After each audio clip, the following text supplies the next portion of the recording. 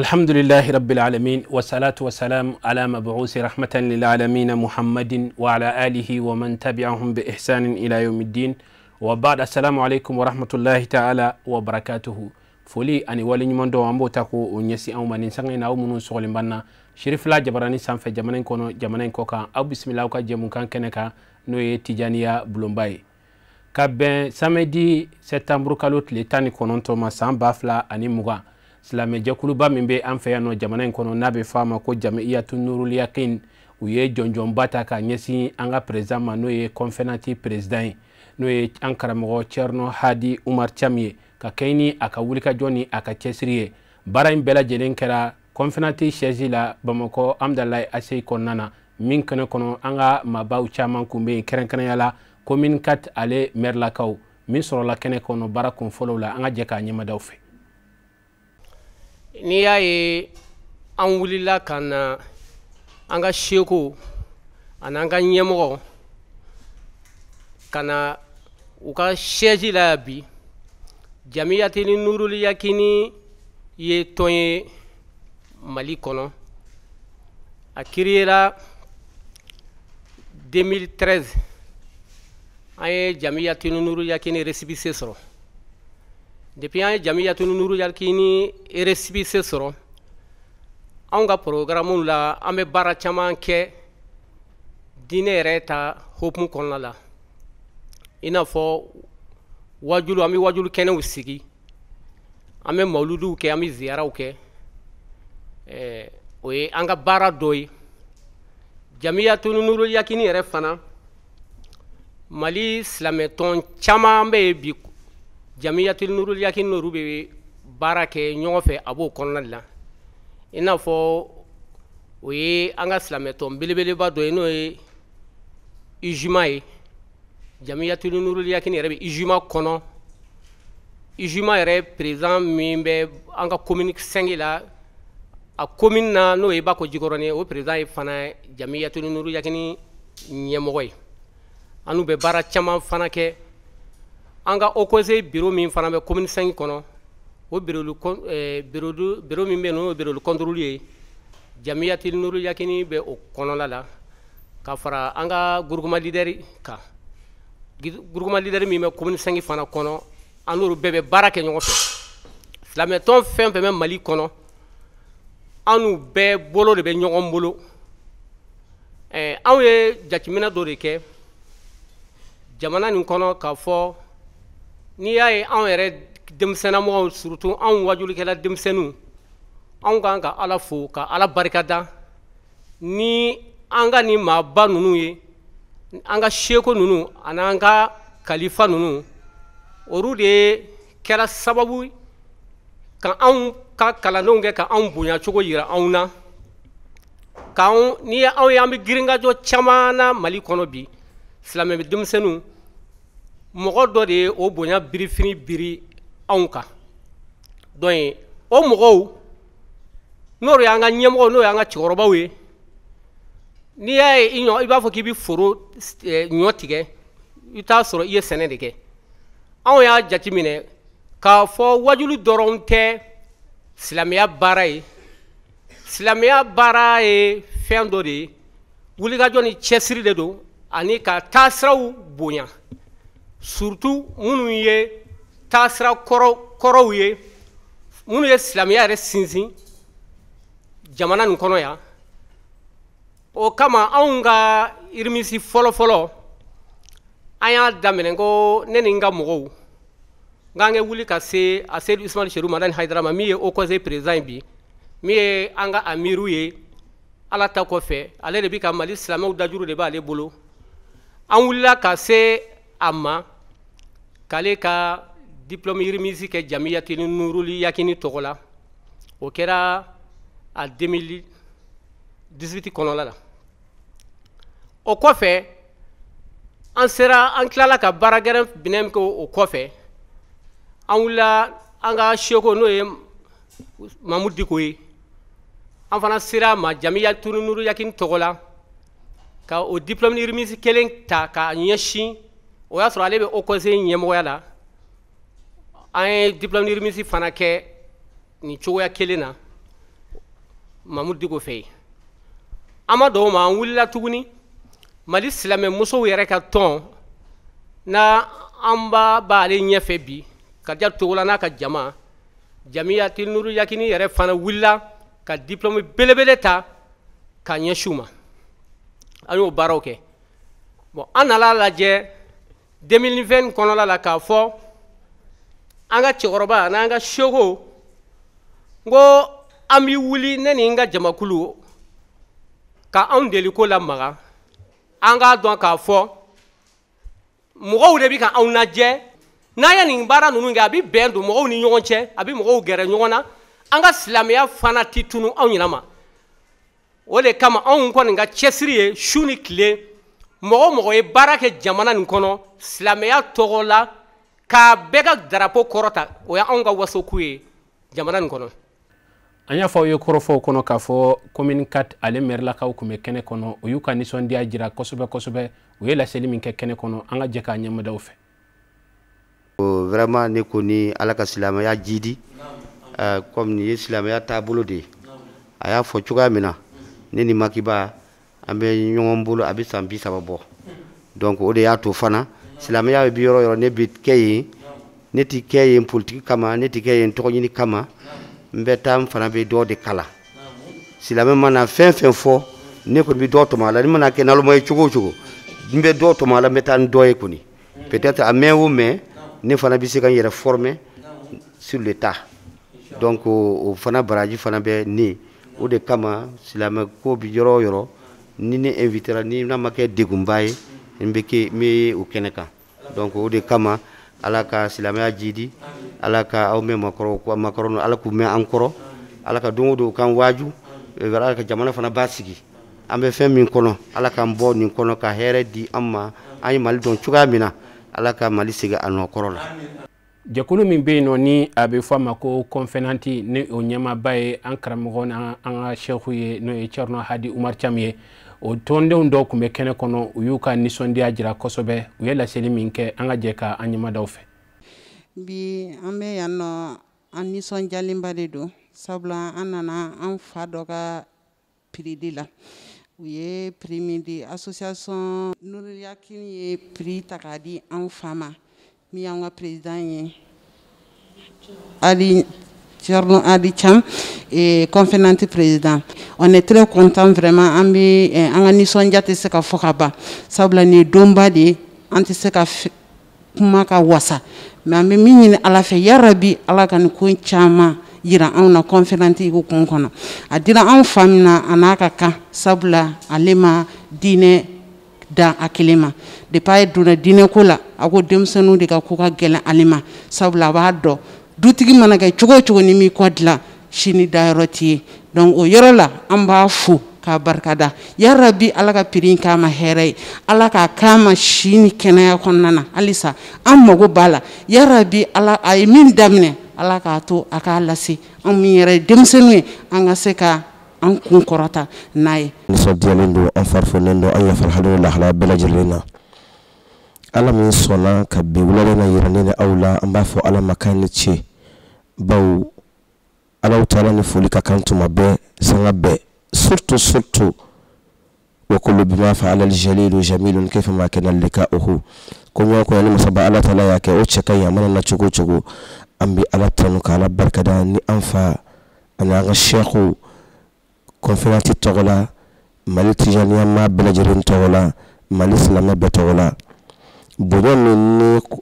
association Nuru Yakini Borakata kanadi انفا الشيخ ماني شيخ Cerno Umar Hadi Cam kana adi ama biwulena bonye madi alema ina fa ya fatuko mina bonye ndira Mali Islamé bema bonye ndira Mali association Islamé association belajirlema bonye ndira khasatan Mali Tijaniya ma bedema bonye ndira belajirlema wa bonye aljerani abena amma da ni misali de ka jira ne ela ne fa ne ba mbalma ke mbalom so emi yebe na sasa ni wati na ni bonye ay kanga ke misali de ne kadaka anga ni dine jetura nunu anga ni dine ma korba nunu anga ni dine chesiriba ba nunu wala sanga ke sababu ka Nuru Yakini bora ka bara min ke wulere na k'u ladege baara in na man la yaskuri nasa la yaskuri laha maa ma masaki maa ɲɔgɔn barikada i se k'a fɔ ala ma k'a ni ce ta'awwanu ala albirri wa taqwa o de ɲininen don an fɛ o de ɲininen don an fɛ an bɛ kuma kuntala surunya nisɔndiya a waralen bɛ an na kosɛbɛ kosɛbɛ kosɛbɛ bi an bɛ media mɔgɔw an b'u fo an ka sheikuw maabaw sherifuw maaba caman tun bɛ kɛnɛ kɔnɔ an bɛ naba bɛɛ fo ka bɛɛ barikada minnu ma nalen sɔrɔ ka da dalilaw kama minnu bɛ yɔrɔ yɔrɔ an bɛ bɛɛ fo ka bɛɛ barikada k'a ɲini ala fɛ ala k'a ɲɔgɔnnaw caya. an ka sherifuw tun bɛ kɛnɛ in kɔnɔna na kɛrɛnkɛrɛnnenya la an karamɔgɔ n'o ye a sheikh mufa haidara ye a fana ye a ka nisɔndiya ta k'a ɲɛsin maa minnu ye nin baara in kɛ n'o ye jamiyatul nurul yaqin ye mufa haidara a ye laseli min kɛ kɛnɛ kɔnɔ an ka jɛ k'a ɲɛmadaw fɛ. barika tayɔrɔ bɛ barika bɛɛ la ni ma tayɔrɔ in bila i ni barika in bɛ sa barika tayɔrɔ dɔw ka gɛlɛn isilazan fɔlɔfɔlɔ i ka barika tayɔrɔ ye i mana kuranɛ kalan k'i kun ci ko in silinen bɛ barika min na n'i m'o sira minɛ kunfu bɛ kulonkɛ i la a kɛra fu ye donc n b'a fu bi parce que a ye baara kɛ silamɛya diinɛ kɔnɔ ka se bi ma ka na kɛ cijaniya bɛɛ faralen ɲɔgɔn kan ka na tila ka communauté ɲɛmɔgɔya d'a ma gansan tɛ dɛ a ye lasulu min n'a y'o ta hali n'a kuma ɲini u b'a d'a ma n'o tɛ mali ɲɛmaya bi a ma nɔgɔn dɛ i bɛ maa minnu mara diɲɛ don o don olu de bɛ fɛɛrɛ tigɛ u b'i sen tigɛ cogo min na n'a ni barika t'i bolo i tɛ se k'a kɛ dɛ ɔ ni Basegu Mariko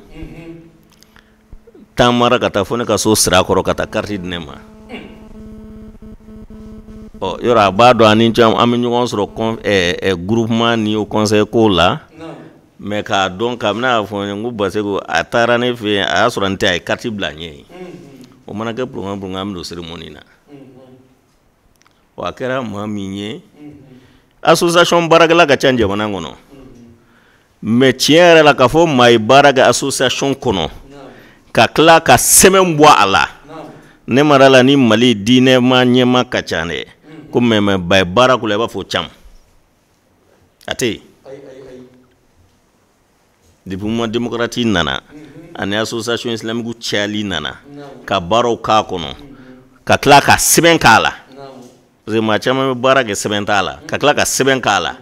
ko maa y'o baara kɛ i n'a fɔ cam a ye nɔgɔya sɔrɔ a ye gɛlɛya sɔrɔ a kɔnɔ ɔ ni Basegu Mariko nana ni bonyanko ye an bɛ Ala de tanu n'o tɛ médaille b'a bolo chevalier du nord national don jamanakuntigi n'a binna Bubakari Keyita o y'o d'a ma yɔrɔ médaille ko tɛ mais a bɔra nin médaille ka girin n'o ye parce que nin bɔra diinɛ so mɔgɔ de don a bɔra diinɛma de bolo ka d'ale ma donc o ka bon ni jamana faamaw ye fɛn min di ye ɔ sabali min b'a la ani formation ale bi wajurukɛla denmisɛnninw ni maaw u ka sɔn kuma nɔgɔya tɛ kalan tɛ mais ko in sigilen bɛ barika min kan n bɛ faw ka sira kan n bɛ mɔkɛw ka sira kan kuma in t'a di maa ma dɛ faw ye sira min ta n'i y'i sen da o sen na nɔ la o barika kelen bɛ yɛlɛ i nɔfɛ n'i y'o bila ɔ yɔrɔ i filila donc bi nin nisɔndiya ko de ye an bɛ Ala tanu n'a ye hali bi Ala ka nin ɲɔgɔnna caya an ka karamɔgɔbaw ye Ala ka nin ɲɔgɔnna caya an ka karamɔgɔbaw ye nin ye kɔrɔta de ye an ka silamɛya ye maa si tɛ valeur tɛ don maa si la i yɛrɛ kɔ n'an sɔnna k'an ka diinɛ ɲɛmɔgɔw bonya k'an sɔnna k'an ka karamɔgɔw bonya min b'i ɲɛ min ka dɔnta b'i ɲɛ min ka faamuya b'i ɲɛ ka sɔn ka ko t'o bolo don min na n'a ser'i ma maa wɛrɛ fana i dugumɔgɔw fana bɛ ko t'i bolo ne bɛ k'an jɛ an bɛ fɛn min na ale bi can minnu fɛ ale bi ani conférencier ni tɔn minnu bɛ yen u ka lajɛ ale bi formation an ka wajulukɛla denmisɛnninw bɛ se ka former cogo di wajulukɛla hali kɔrɔbalen dɔw bɛ yen parce que fɛn dɔw b'an ka jamana in kɔnɔ bi e ye diinɛ kalan ka Ala dɔn i bɛ kuma Ala de tɔgɔ la ka tila tun i b'i sigi kɛnɛ ka micro la ka kalon tigɛ yɔrɔ i b'a dɔn o ye fɛn kojuguba de ye o formation kan ka kɛ mɔgɔw kun bi an bɛ de deli ala ka nin kɛ ko jidilen ye an ka silamɛya kɔnɔ ala ka nin kɛ ko jidilen an ka silamɛya kɔnɔ an b'an ka cɛkɔrɔba fana fɔ n'o ye bayila ye diinɛ tɔrɔka sira bonya yira yɔrɔ o yɔrɔ an y'a ye a kɛnɛw kan ɲɔrɔ a ka ca a cɛkɔrɔba don kana sɔn k'a fara a ka président kan nin kɛnɛ in kan yɛrɛmajigin de don bonya don an bɛ ala deli ala ka ɲɛmɛ anu bɛɛ lajɛlen na ala ka ɲɛmɛ anu bɛɛ lajɛlen na baara in nana kuncɛ ni conférencier ɲɛmɔgɔba ale ka kumakanw ye n'o ye an karamɔgɔ a Sheikh Hadi Umar Cham ye a ye foli ta ka ɲɛsin nin baara in kɛbagaw ma n'o ye Jamiyatul Nurul Yakin maaw ye fo ka taa se maa minnu ni wele bilal'u ma n'u nana bɛn ni nin ko in ye ani ka taa se maa bɛɛ lajɛlen ma kɛrɛnkɛrɛnya la maa minnu bɛ tijaniya kɔnɔna na an karamɔgɔ ani an ka président Sheikh Hadi Umar Cham a ye laseli min kɛ kɛnɛ kɔnɔ an ka jɛ ka an ɲɛmadaw fɛ an bɛ conférencier dagayɔrɔ la Bamakɔ kɔnɔ yan o kumana conférencier bureau bɛɛ lajɛlen tɔgɔ la kalifa minnu bɛ Mali kɔnɔ ani mɔkadamu ni zawiya fɛn fɛn bɛ Mali kɔnɔ ka fara silamɛ jama bɛɛ lajɛlen kan an ma maa bɔ maa la an bɛ Nurul Yakin a président n'o ye Ba Seku Mariko ye a n'a ka tɔnden bɛɛ lajɛlen an b'u bisimila conférencier siège la ka barikada k'u ye u ye bonya min ta ka ne Cerno Hadi Umar sɛgɛrɛ bonya in ne b'a a di maa fɔlɔfɔlɔ minnu ma olu y'an faw ye a n'olu fana faw ka da kan ko lasili de b'a la ni maa y'i yɛrɛ dɔn i b'i ta yɔrɔ dɔn o kumana an fa ɲumanw an'an karamɔgɔw minnu y'an kalan k'an lamɔ an ka bonya fɔlɔfɔlɔ bi se olu ma fɔlɔ o tɛmɛnen kɔfɛ silamɛtɔn belebeleba fɛn fɛn bi Mali kɔnɔ Sherif Usman Madana Haidara groupement tɔgɔ la Alpha Makiba Ijma tɔgɔ la conférencier tɔgɔ la groupement tɔgɔ la imama tɔgɔ la Sheikh Mufa Haidara Sirifi bɛɛ lajɛlen tɔgɔ la kabini ciba denw na a mɔdenw na fo kana bila minnu bɛna wolo bi minnu bɛna bange fo ka taa diɲɛ wuli ka da kan anw tijaniya anw ka taasira anw sen dalen don Sirifiw de senda nɔ la monsieur le maire Gindo an n'a jɛra an b'a dɔn a mɛnna o kumana an ka barikada b'a fana ye an y'a daba kama ka nin cérémonie min filɛ ni o ye nin lajɛrɛ ɲɛ k'a kɛ cadre kɔnɔ min ka nɔgɔ an ka conférencier denmisɛnninw olu ma damadɔ dɔrɔn ka na ni kana organiser ka da kan denmisɛnninw an bɛ fɛ k'olu de lamɔ anw bɛ taa olu de b'anw remplacer ni diplôme dira anw ma a dira denmisɛnninw de ma an bɛ fɛ ka misaliya yira olu de la n'i y'a ye Seku Mariko a tɛ ne dɔn hali n'ale bɛ ne dɔn ne t'a dɔn ne kuma deli k'a ye a nana anw fɛ Darusalam siɲɛ fɔlɔ la ne ko e ye jɔni a nana siɲɛ filanan na a nana siɲɛ sabanan na kuma dɔ la a bɛ n'a se yɛrɛ la wa hali bi ne t'a dɔn a bɛ bɔ kin min na ka na ne fɛ yen o kumana bi wula in na an wasolen don ni Ala ye an wasolen don n'an karamɔgɔw ye an wasolen don n'an ka khalifaw n'an ka mukadamu n'an ka association islamique ye jɛ minnu n'o de b'an yɛrɛ dama ni ɲɔgɔn cɛ Ala kama jɛw de don o kuma an bɛ Ala deli Ala ka barika don an ka jɛw an karamɔgɔkɛ fana Seku Mariko a y'an bonya nka ale m'an bonya koyi Ala de y'ale ci k'a kan bonya Ala de ye sira yira a la Ala de y'a bila a la o Ala min y'a bila a la ale n'a ka tɔnden bɛɛ n'o ye Nurul Yakin ye ani Nurul Yakin bɛ tɔn kɔnɔ n'an yɛrɛw y'a mɛn a tɔgɔ la a da la o kuma an bɛ Ala deli ka dugawu kɛ Ala ka barika don a yɛrɛ la Ala ka barika don a yɛrɛ la o tɔn min filɛ n'o ye Nurul Yakin ye Ala k'a taa ɲɛ Nurul Yakin fana bɛ ijma min kɔnɔ Ala k'a taa ɲɛ ijma min fana bɛ groupement kɔnɔ Ala k'a taa ɲɛ groupement min fana bɛ haut conseil islamique fana kɔnɔ Ala k'a bɛɛ taa ɲɛ silamɛw ka ɲɔgɔn faamu an ka ɲɔgɔn faamu kɛlɛ tɛ diinɛ kɔnɔ intérêt ni ko ninnu an k'olu ye k'u to yen an ka ɲɛsin fɛn ba kelen ma n'o de ye an ka ɲɔgɔn dɛmɛ walasa ala ka diinɛ ka dɛmɛ seko ye kuma o kuma fɔ yɛrɛ bonya an ka dabila tɔgɔ ɲini an ka dabila place ɲini an ka dabila hasidiya o de ka jugu a bɛɛ an ka dabila an ka ɲɔgɔn bonya an ka ɲɔgɔn dɛmɛ min ni min ka kan o ka k'o ye o ka do o ma n'o kɛra jamana bi diya silamɛya bɛ taa ɲɛ donc a ye leçon caman de da an ma kalan a kalannen don ka d'a kan faamuya ni kalan faamuya ka fisa ni kalan ye anw fɛ maa saba de bɛ an ka jamana kɔnɔ dɔ kalannen don nka a tɛ se ka ko dilan dɔ bɛ ko dilan ka sɔrɔ a kalannen tɛ dɔ bɛ o ye faamuya b'o la ka sɔrɔ a kalannen tɛ o tuma aw yɛrɛ fɛ ni saba jumɛn ka fisa maa mun ni min bɛ se ka ko dilan o ka fisa ni kalanbaa min tɛ se ka ko dilan ye o de ka ca an ka jamana kɔnɔ ni y'an bɛ waso an ka mɔkɛw la ba bɛ ba cɛba o kuma kalan o tɛ se ka tɛmɛ kɛ o nka dilanlikɛlaw kun don dɛ o tuma o de y'a to dilanli ka fisa ni kalan ye kuma dɔ la anw fɛ yan dɛ n'o tɛ foyi tɛ kalan sanfɛ sinon an bɛ barika da aw ye ka ala deli aw ye hali bi ala ka barika don aw la ala k'aw dɛmɛ diinɛ in bɛ aw de bolo ala k'aw dɛmɛ a tali la. nin kun ye an ye conférence siège kɔnɔna na ka bɛn septembre kalo tile 19 ma san 2020 jɔnjɔndi min kɛra jamiyatu nurul yakin maaw fɛ ka ɲɛsin président ma n'o ye conférence président ye Thierno Hadi Umar Cham o de kun ye nin ye an bɛ dugawu kɛ nin baara in kɛbagaw ala k'u sara a dira min ma fana ala k'a to a k'a ye si la foli ni waleɲuman dɔ an b'o ta k'o ɲɛsin tijaniya kalanden bɛɛ lajɛlen ma jamana in kɔnɔ jamana in kɔ kan k'a fɔ aw ye ko k'an bɛɛ diɲɛ waati wɛrɛ wasalamu alaikum warahmatullahi ta'ala wa barakatuhu.